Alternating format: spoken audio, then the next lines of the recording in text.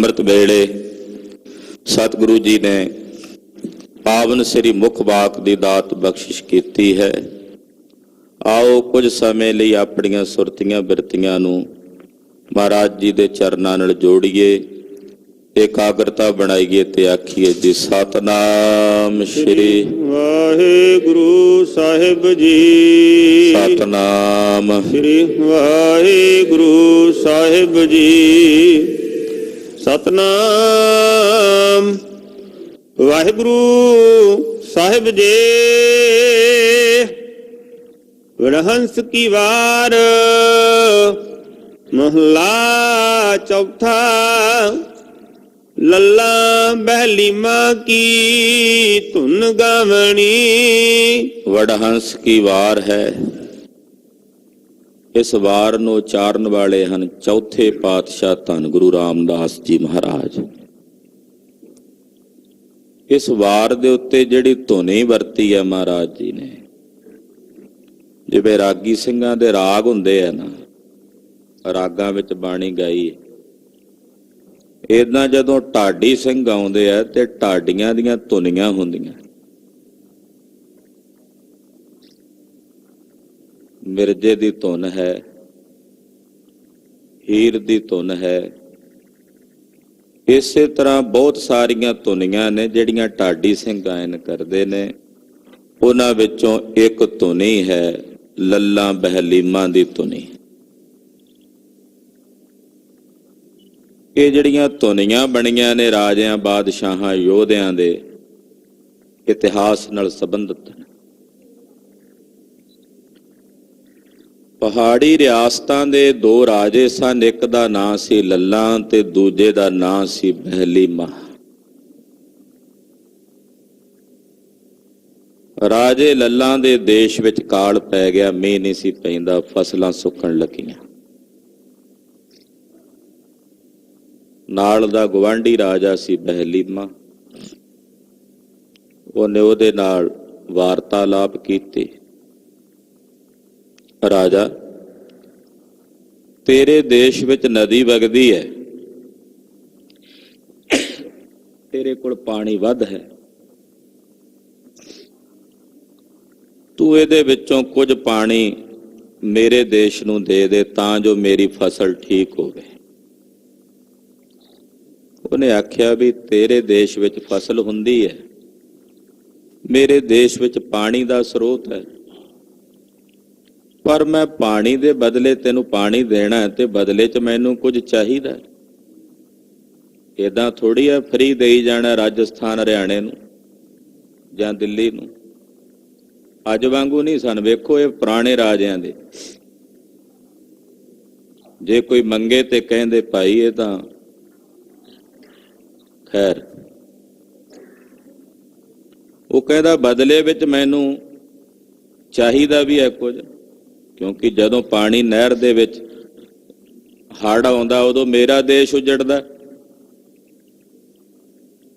ਵੀ ਜੇ ਇਹਦੇ ਨਾਲ ਨੁਕਸਾਨ ਮੇਰੇ ਦੇਸ਼ ਦਾ ਹੁੰਦਾ ਤੇ ਫਿਰ ਇਹਦਾ ਜਿਹੜਾ ਲਾਭ ਵੀ ਹੈ ਉਹ ਮੇਰੇ ਸੂਬੇ ਨੂੰ, ਮੇਰੇ ਦੇਸ਼ ਨੂੰ ਹੋਣਾ ਚਾਹੀਦਾ ਨਾ। ਤੇ ਜੇ ਤੂੰ ਲੈਣਾ ਹੁਣ ਵਾਧੂ ਪਾਣੀ ਤੇਰੇ ਕੋਲ ਭੇਜ ਦਈਏ ਤੇ ਜਦੋਂ ਉਜੜੇ ਉਫਾਨ ਆਵੇ ਤੇ ਉਦੋਂ ਮੇਰਾ ਦੇਸ਼ ਉਜੜੇ, ਕਿੱਥੋਂ ਦੀ ਸਿਆਣ।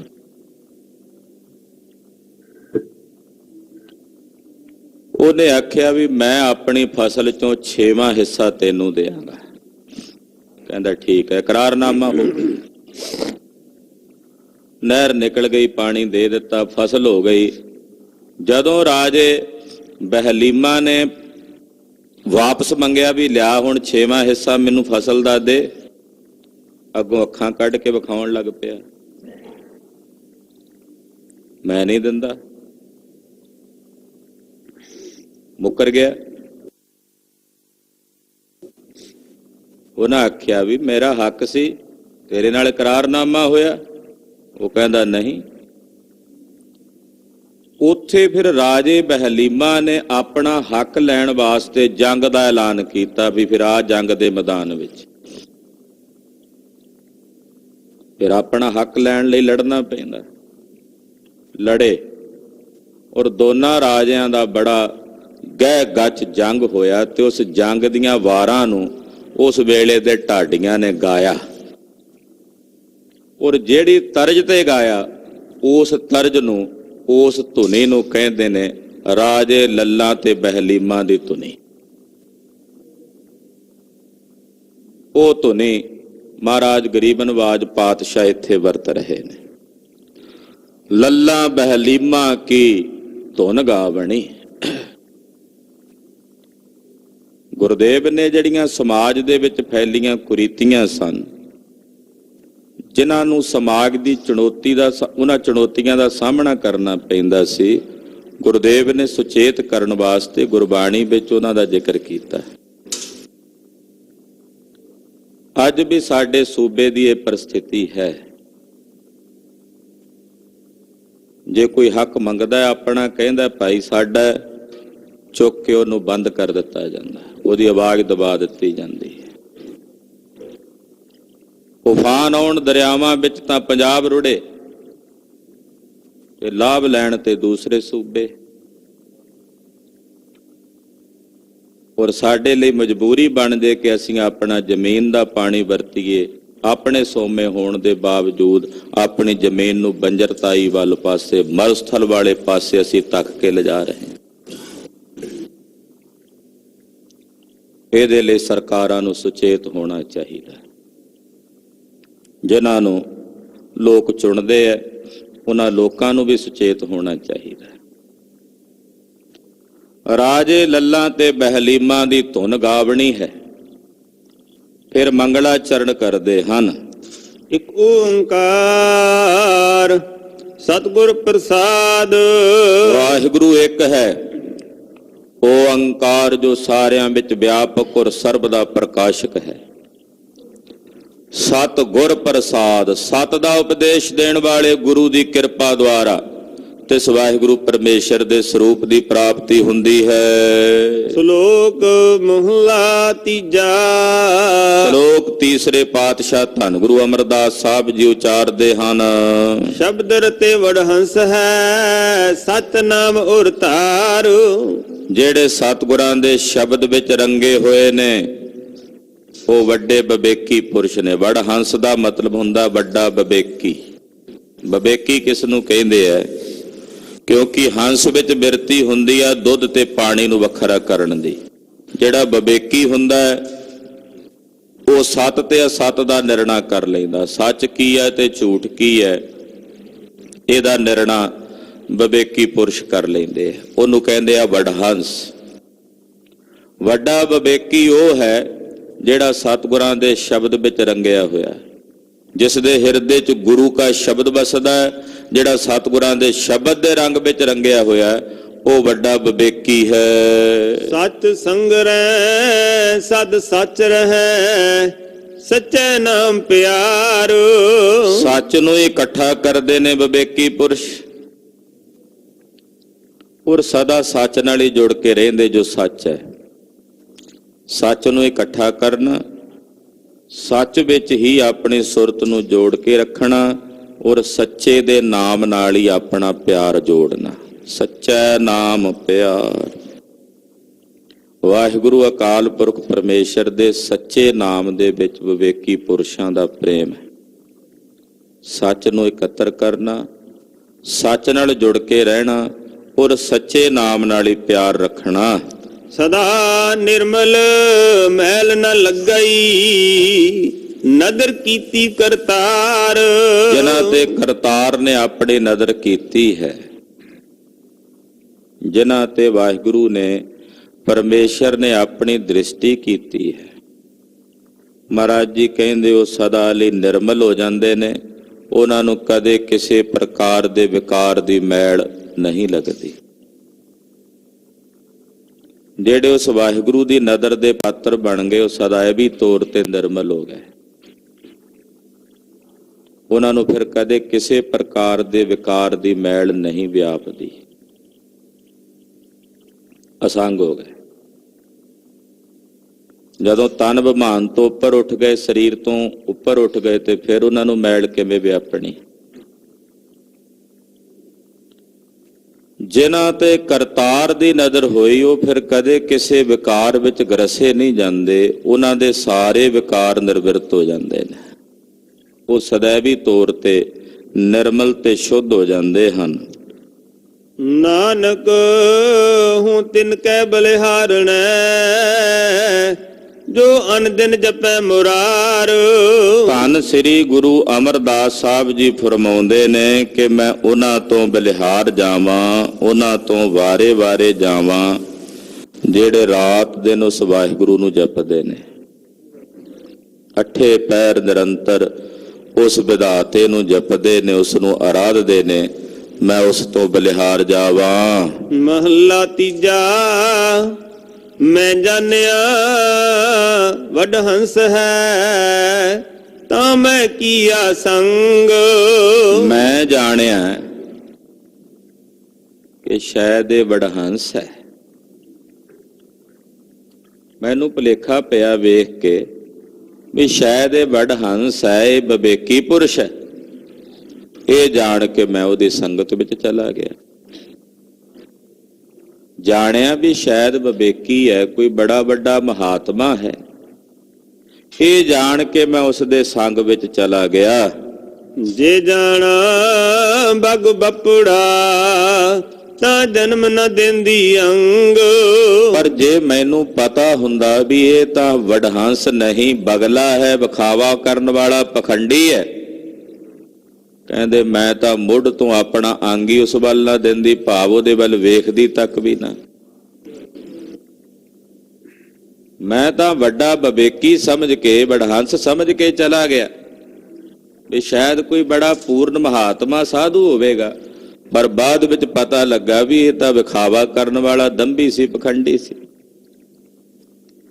ਕਈ ਵਾਰੀ ਪਖੰਡੀਆਂ ਦੇ ਭੁਲੇਖੇ ਅਸੀਂ ਅਸਲ ਮਹਾਪੁਰਸ਼ਾਂ ਸਾਧੂਆਂ ਦਾ ਵੀ ਨਿਰਾਦਰ ਕਰ ਬੈਠਦੇ ਹਾਂ,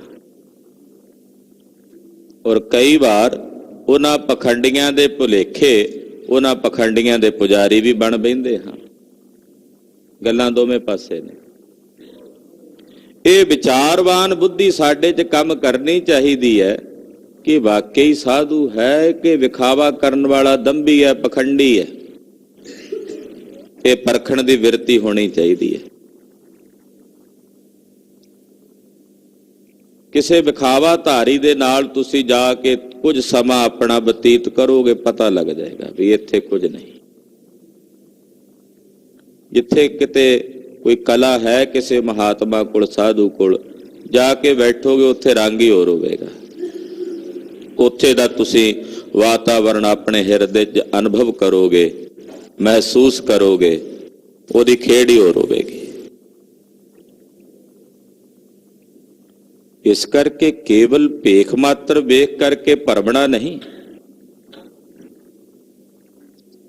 ਕਈ ਵੇਰੀ ਬਗਲਾ ਵੀ ਹੰਸ ਦੇ ਭੇਖ ਦੇ ਵਿੱਚ ਆਇਆ ਹੁੰਦਾ, ਔਰ ਉਸ ਭੁਲੇਖੇ ਦੇ ਵਿੱਚ ਕਿਤੇ ਜੀਵ ਆ ਨਾ ਜਾਵੇ। ਇਸ ਕਰਕੇ ਗੁਰੂ ਅਮਰਦਾਸ ਸਾਹਿਬ ਕਹਿੰਦੇ ਕਈਆਂ ਨੂੰ ਭੁਲੇਖਾ ਪਿਆ ਵੀ ਸ਼ਾਇਦ ਇਹ ਗੁਰੂ ਹੈ। ਆ ਬੜੇ ਬੜੇ ਦੰਭੀ ਪਖੰਡੀ ਵੀ ਗੁਰੂ ਬਣੇ ਬੈਠੇ ਆ ਨਾ। ਜਦੋਂ ਗਏ ਉਹਨਾਂ ਦੇ ਕੋਲ ਵੀ ਇਹ ਤਾਂ ਗੁਰੂ ਨੇ, ਪਤਾ ਲੱਗਾ ਬਾਅਦ ਵਿੱਚ ਵੀ ਇਹ ਤਾਂ ਬਲਾਤਕਾਰੀ ਨੇ। ਜਿਹੜੇ ਤੇ ਅਸਲੇ ਦੇ ਸੀ, ਸਿਆਣੇ ਸਨ, ਉਹਦਾ ਉਸੇ ਵੇਲੇ ਕਿਨਾਰਾ ਕਰ ਲਿਆ। ਉਹ ਉਸੇ ਵੇਲੇ ਉੱਥੋਂ ਪਰਤ ਆਏ, ਉਸੇ ਵੇਲੇ ਉੱਥੋਂ ਮੁੜ ਆਏ। ਪਰ ਕਈਆਂ ਦੀ ਬਿਰਤੀ ਦੇ ਵਿੱਚ ਇਹੋ ਜਿਹਾ ਕਪਟ ਤੇ ਕੂੜ ਭਰਿਆ ਹੁੰਦਾ, ਉਹ ਕਹਿੰਦੇ ਜੀ ਨਹੀਂ ਇਹੀ ਸੱਤ ਨੇ। ਉਹਨਾਂ ਨੂੰ ਦਿਸਦਾ ਹੀ ਨਹੀਂ, ਅੱਖਾਂ ਦੇ ਇਹੋ ਜਿਹੀ ਪੱਟੀ ਬੱਧੀ ਹੋਈ ਆ ਵੀ ਨਜ਼ਰ ਹੀ ਨਹੀਂ ਆਉਂਦਾ, ਦਿਸਦਾ ਹੀ ਨਹੀਂ। ਕਹਿੰਦੇ ਹੰਸਾਂ ਨੂੰ ਤਰਦਿਆਂ ਵੇਖ ਕੇ ਮੈਂ ਵੇਖਿਆ ਵੀ ਇਹ ਬੜਾ ਹੰਸ ਹੈ ਤੇ ਚਲਾ ਗਿਆ ਉਹਦੇ ਕੋਲ। ਪਰ ਜਦੋਂ ਪਤਾ ਲੱਗਾ ਵੀ ਇਹ ਤਾਂ ਪਖੰਡੀ ਹੈ, ਇਹ ਤਾਂ ਬਗਲਾ ਹੈ, ਕਹਿੰਦੇ ਜਦੋਂ ਇਹ ਪਤਾ ਲੱਗਾ ਤੇ ਫਿਰ ਮੇਰਾ ਚਿੱਤ ਕੀਤਾ ਵੀ ਮੈਂ ਕਾਹਨੂੰ ਚਲਾ ਗਿਆ ਇਹਦੇ ਕੋਲ, ਪਛਤਾਵਾ ਹੋਇਆ। ਹਾਂਜੀ। ਮਹੱਲਾ ਤੀਜਾ। ਹੰਸਾ ਵੇਖ ਤਰੰਦਿਆ, ਬੱਗਾਂ ਪੇ ਆਇਆ ਚਾਓ। ਕਹਿੰਦੇ ਹੰਸਾਂ ਨੂੰ, ਕਿਉਂਕਿ ਜਿਹੜੇ ਪਖੰਡੀ ਹੁੰਦੇ ਆ ਨਾ, ਉਹਨਾਂ ਵੇਖਿਆ ਵੀ ਨਾ ਮਹਾਂਪੁਰਸ਼ਾਂ ਸਾਧੂਆਂ ਦੀ ਬੜੀ ਸੋਭਾ ਹੁੰਦੀ ਆ, ਵੀ ਕਿਉਂ ਨਾ ਆਪਾਂ ਵੀ ਸੋਭਾ ਕਰਾਈਏ ਆਪਣੀ। ਤੇ ਇਹਨਾਂ ਵਰਗੇ ਬਣਨ ਵਾਸਤੇ ਉਹੋ ਜਿਹੀ ਪੁਸ਼ਾਕ ਬਣਾਈਏ, ਉਹੋ ਜਿਹਾ ਡੇਰਾ ਤਾਮ ਝਾਮ ਕਰੀਏ ਆਪਣਾ। ਮੈਂ ਅਕਸਰ ਉਹ ਸੁਣਾਇਆ ਕਰਦਾ ਨਾ, ਕਬੀਰ ਬਣਨ ਦਾ ਚਾਅ ਜਾਗ ਪਿਆ ਇੱਕ ਗੁਆਂਢੀ 'ਚ, ਵੀ ਕਬੀਰ ਜੀ ਦੀ ਬੜੀ ਸੋਭਾ, ਬੜੇ ਬੜੇ ਰਾਜੇ ਆ ਕੇ ਨਮਸਕਾਰ ਕਰਦੇ ਆ ਕਬੀਰ ਨੂੰ, ਮੈਂ ਵੀ ਨਾ ਕਬੀਰ ਬਣਾ। ਪਹਿਲਾਂ ਲੁਕ ਕੇ ਵੇਖਦਾ ਉਹਦੇ ਘਰ ਦੇ ਓਹਲੇ ਹੋ ਕੇ ਵੀ ਕਬੀਰ ਬਣਿਆ ਕਿਵੇਂ ਹੈ ਕਬੀਰ। ਇਹ ਤਾਂ ਨਹੀਂ ਸੀ ਪਤਾ ਵੀ ਇਹ ਭਗਤੀ ਕਰਕੇ ਕਬੀਰ ਹੋਇਆ। ਕਬੀਰ ਜੀ ਨੂੰ ਵੀ ਪਤਾ ਸੀ ਵੀ ਵੇਖਦਾ। ਉਹਨਾਂ ਵੀ ਲੋਈ ਨੂੰ ਆਵਾਜ਼ ਮਾਰੀ, ਲੋਈ ਜਾ ਮਿੱਟੀ ਲਿਆ। ਮਾਤਾ ਲੋਈ ਮਿੱਟੀ ਲਿਆਈ, ਉਹਨੇ ਪੀਸੀ। ਇਹਦਾ ਪੀਸਣ ਕਰਕੇ ਤੇ ਹੁਣ ਕੱਪੜ ਛਾਣ ਕਰ। ਮਾਤਾ ਲੋਈ ਨੇ 7 ਬਚਨ ਕਿਹਾ ਤੇ ਉਹ ਮਿੱਟੀ ਦਾ ਕੱਪੜ ਛਾਣ ਕਰ ਲਿਆ। ਹੁਣ ਇਹਦੇ 'ਚ ਦੇਸੀ ਘਿਓ ਪਾ ਕੇ ਤੈਨੂੰ ਗੁੰਨ ਲੈ। ਮਾਤਾ ਲੋਈ ਨੇ ਉਹ ਵੀ 7 ਬਚਨ ਕਹਿ ਕੇ ਉਹਦੇ 'ਚ ਘਿਓ ਪਾਇਆ ਤੇ ਉਹ ਆਟੇ ਵਾਂਗੂ ਮਿੱਟੀ ਨੂੰ ਗੁੰਨ ਲਿਆ। ਇਹਦੇ ਨਾਲ ਹੁਣ ਪਾੜਛਾ ਲਿਪ ਦੇ। ਮਾਤਾ ਨੇ 7 ਬਚਨ ਕਹਿ ਕੇ ਲਿਪ ਦਿੱਤਾ। ਹੁਣ ਕਬੀਰ ਜੀ ਤਾਂ ਸਿਖਾ ਰਹੇ ਸੀ ਵੀ ਜਿਸ ਘਰ ਵਿੱਚ 7 ਬਚਨ ਆ ਉੱਥੇ ਆਪੇ ਹੀ ਕਬੀਰ ਬਣ ਜਾਈਦਾ। ਉਹ ਤਾਂ ਇਹ ਸਿਖਾ ਰਹੇ ਸੀ। ਇਹਨੇ ਆਖਿਆ ਇਹੋ ਜਿਹੇ ਪੁੱਠੇ ਸਿੱਧੇ ਕੰਮ ਕਰਦਾ ਕਬੀਰ, ਤਾਂ ਹੀ ਇਹ ਕਬੀਰ ਬਣਿਆ। ਕਬੀਰ ਦਾ ਮਤਲਬ ਵੱਡਾ ਹੁੰਦਾ। ਹੱਕਾ ਕਬੀਰ ਕਰੀਮ ਤੋਂ, ਕਬੀਰ ਦਾ ਅਰਥ ਹੈ ਵੱਡਾ। ਇਹ ਤਾਂ ਵੱਡਾ ਹੋਇਆ। ਘਰ ਗਿਆ ਤੇ ਘਰ ਜਾ ਕੇ ਆਵਾਜ਼ ਮਾਰੀ ਭਾਗਵਾਨੇ। ਹੁਣ ਉੱਥੇ 7 ਬਚਨ ਵਾਲੀ ਨਹੀਂ ਸੀ, ਉਹ ਕਲੇਸ਼ਣ ਸੀ। ਹਾਂ ਜਾ ਮਿੱਟੀ ਲੈ ਕੇ ਆ। ਕੀ ਕਰਨੀ ਹੈ? ਉਹ ਲੈ ਕੇ ਤਾਂ ਆ। ਉਹ ਲਿਆਈ, ਇਹਨੂੰ ਪੀਸ। ਉਹ ਹੈਰਾਨੀ ਨਾਲ ਵੀ ਇਹਨੂੰ ਪੀ ਕੇ ਕੀ ਕਰਨਾ। ਚਲੋ ਔਖੇ ਸੌਖੇ ਉਹਨੇ ਪੀਸੀ। ਇਹਦਾ ਹੁਣ ਕੱਪੜ ਛਾਣ ਕਰ।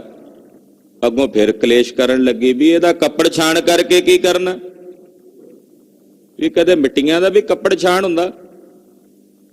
ਵੀ ਇਹ ਕੋਈ ਜੜੀ ਬੂਟੀ ਆ ਜਿਹਦਾ ਕੱਪੜ ਛਾਣ ਕਰਕੇ ਵਿੱਚੋਂ ਤੱਤ ਕੱਢਣਾ?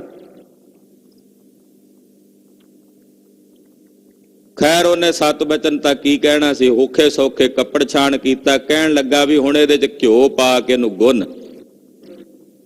ਉੱਥੇ ਉਹਨੇ ਦੁਹੱਥੜੇ ਮਾਰ ਕੇ ਸਿਰ ਪਿੱਟਣਾ ਸ਼ੁਰੂ ਕਰ ਦਿੱਤਾ। ਹਾਏ ਵੇ ਲੋਕੋ, ਮੇਰਾ ਘਰ ਵਾਲਾ ਪਾਗਲ ਹੋ ਗਿਆ। ਲੋਕ ਇਕੱਠੇ ਹੋ ਗਏ, ਆਖੇ ਵੀ ਤੂੰ ਪਾ ਵਿੱਚ ਘਿਓ, ਮੈਂ ਕਬੀਰ ਬਣਨਾ। ਜੇ ਤੂੰ ਪਾ ਕੇ ਗੁੰਨੇਗੀ ਤਦੇ ਕਬੀਰ ਬਣਾਂਗਾ।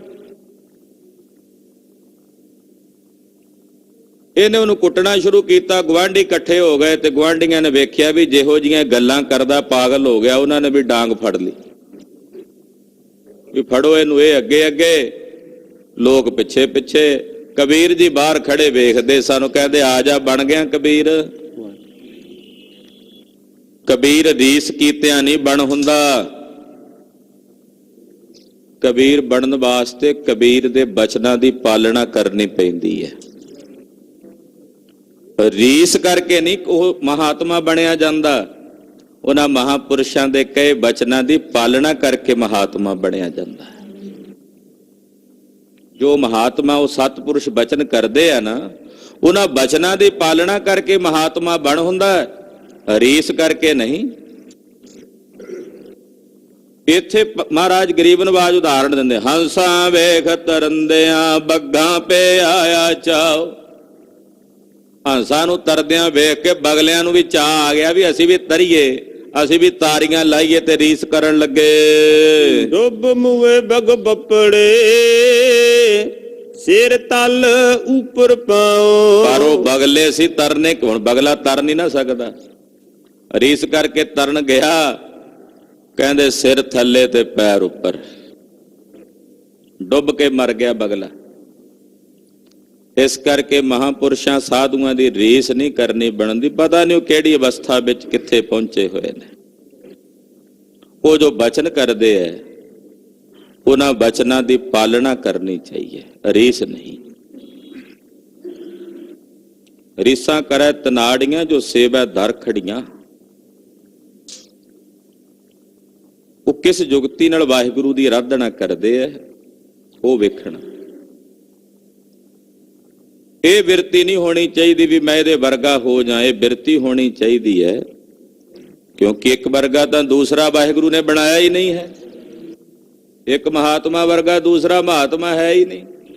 ਇੱਕ ਮਹਾਤਮਾ ਕਿਸ ਆਨੰਦ 'ਚ ਟਿਕਿਆ ਹੋਇਆ, ਇੱਕ ਤੁਰਿਆ ਦਾ ਰਸ ਮਾਣਦਾ, ਇੱਕ ਤੁਰਿਆ ਤੋਂ ਵੀ ਪਰੇ ਬ੍ਰਹਮ 'ਚ ਪਹੁੰਚਿਆ ਹੋਇਆ, ਇੱਕ ਹਾਲੇ ਸਮਾਧੀ ਤੱਕ ਹੀ ਪਹੁੰਚਿਆ ਹੋਇਆ। ਖਬਰੇ ਕਿੱਥੇ ਦੀ ਖੇਡ ਆ। ਉਹਨਾਂ ਮਹਾਪੁਰਸ਼ਾਂ ਦੇ ਕਹੇ ਹੋਏ ਬਚਨ ਪਾਲਣੇ ਚਾਹੀਏ, ਅਰੀਸ ਨਹੀਂ। ਇਹ ਸੰਕੇਤ ਗੁਰੂ ਅਮਰਦਾਸ ਸਾਹਿਬ ਕਰਦੇ ਹਨ। ਪੌੜੀ ਤੂੰ ਆਪੇ ਹੀ ਆਪ ਆਪ ਹੈ, ਆਪ ਕਾਰਨ ਕੀਆ। ਤੂੰ ਆਪ ਹੀ ਆਪ ਹੈ। ਪੌੜੀ ਗੁਰੂ ਰਾਮਦਾਸ ਸਾਹਿਬ ਜੀ ਉਚਾਰਦੇ ਨੇ, ਕਿਉਂਕਿ ਵਾਰ ਉਹਨਾਂ ਦੀ ਹੈ।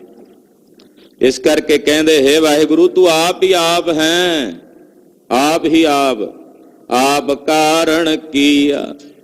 ਆਪ ਹੀ ਸਾਰੇ ਕਾਰਨ ਕੀਤੇ ਹੈ। ਕਾਰਨ ਵੀ ਆਪ ਹੀ ਕੀਤਾ ਹੈ। ਜਗਤ ਨੂੰ ਬਣਾਉਣ ਦਾ ਕਾਰਨ ਉਹ ਵੀ ਤੂੰ ਆਪ ਹੀ ਹੈ। ਤੂੰ ਆਪੇ ਆਪ ਨਿਰੰਕਾਰ ਹੈ, ਕੋ ਅਵਰ ਨ ਬੀਆ। ਆਕਾਰ ਵੀ ਤੂੰ ਹੈ ਤੇ ਨਿਰਾਕਾਰ ਵੀ ਤੂੰ ਹੈ। ਤੂੰ ਆਪ ਹੀ ਆਪ ਹੈ ਨਿਰੰਕਾਰ, ਤੇਰੇ ਬਿਨਾ ਹੋਰ ਕੋਈ ਦੂਜਾ ਨਹੀਂ ਹੈ। ਇਹ ਅਦਵੈਤ ਦਾ ਸਿਧਾਂਤ ਹੈ। ਅਦਵੈਤ, ਜਿੱਥੇ ਤੂੰ ਆਪ ਹੀ ਆਪ। ਆਤਮ ਰਾਮ ਪਸਾਰਿਆ ਸੁਆਮੀ, ਸਰਵ ਰਿਹਾ ਭਰਪੂਰੇ, ਸਾਰਿਆਂ ਵਿੱਚ ਪਰਿਪੂਰਨ ਹੈ।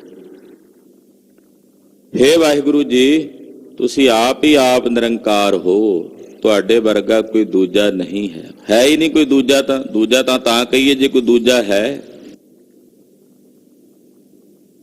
ਦੂਜਾ ਨਹੀਂ ਹੈ, ਉਹੀ ਇੱਕ ਹੈ। ਹਾਂਜੀ। ਤੂੰ ਕਰਨ ਕਾਰਨ ਸਮਰੱਥ ਹੈ, ਤੂੰ ਕਰੈ ਸੋਥੀਆ। ਵਾਹਿਗੁਰੂ ਜੀ ਤੁਸੀਂ ਕਰਨ ਵਾਲੇ ਵੀ ਹੋ ਤੇ ਕਾਰਨ ਵੀ ਹੋ, ਔਰ ਸਮਰੱਥ ਵੀ ਹੋ। ਸਮਰੱਥ ਕੁਝ ਵੀ ਕਰ ਸਕਦਾ। ਤੁਸੀਂ ਜੋ ਕਰਦੇ ਹੋ ਸੋ ਹੁੰਦਾ ਹੈ। ਤੁਸੀਂ ਜੋ ਕਰਦੇ ਹੋ ਉਹੀ ਹੁੰਦਾ ਹੈ। ਤੂੰ ਅਣਮੰਗਿਆ ਦਾਨ ਦੇਵਣਾ, ਸਭਨਾ ਜੀਆ। ਵਾਹਿਗੁਰੂ ਜੀ ਤੁਸੀਂ ਸੰਸਾਰ ਦੇ ਸਮਸਤ ਜੀਵਾਂ ਨੂੰ ਅਣਮੰਗਿਆ, ਬਿਨਾਂ ਮੰਗਿਆ ਦਾਨ ਦੇ ਰਹੇ ਹੋ। ਅਸੀਂ ਕੁਝ ਮੰਗਿਆ? ਹਵਾ ਅਸੀਂ ਮੰਗੀ ਹੈ? ਵਾਹਿਗੁਰੂ ਜੀ ਦੇ ਰਹੇ ਨੇ।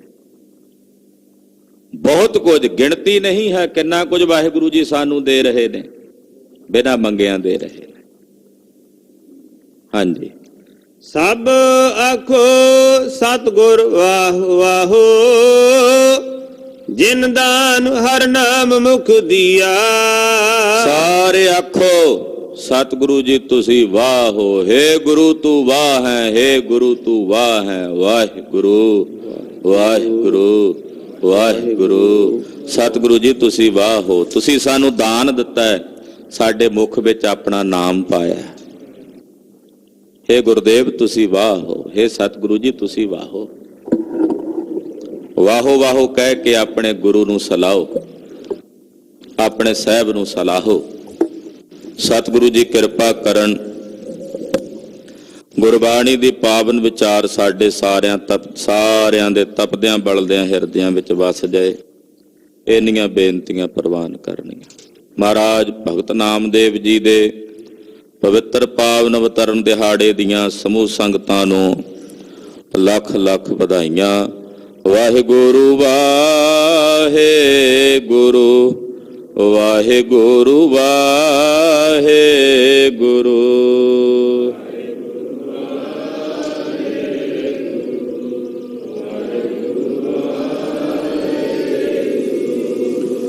ਵਾਹਿਗੁਰੂ ਵਾਹਿਗੁਰੂ ਵਾਹਿਗੁਰੂ ਵਾਹਿਗੁਰੂ।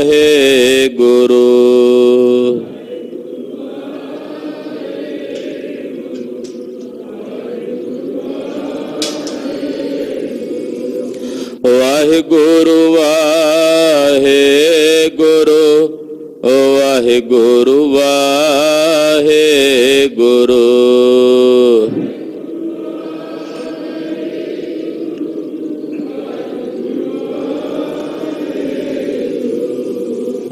ਵਾਹਿਗੁਰੂ ਵਾਹਿਗੁਰੂ ਵਾਹਿਗੁਰੂ ਵਾਹਿਗੁਰੂ।